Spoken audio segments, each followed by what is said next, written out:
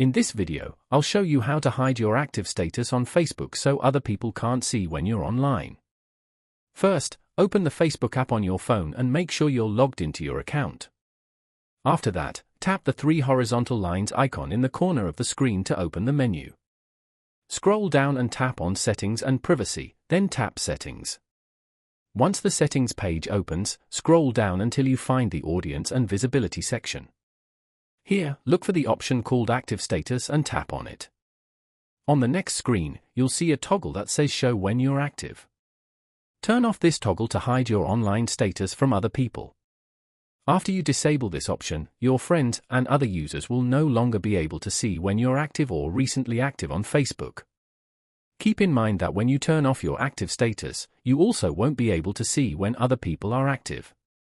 The change is saved automatically, so once the toggle is turned off, you can simply go back and continue using the app normally. That's how you can quickly hide your active status on Facebook.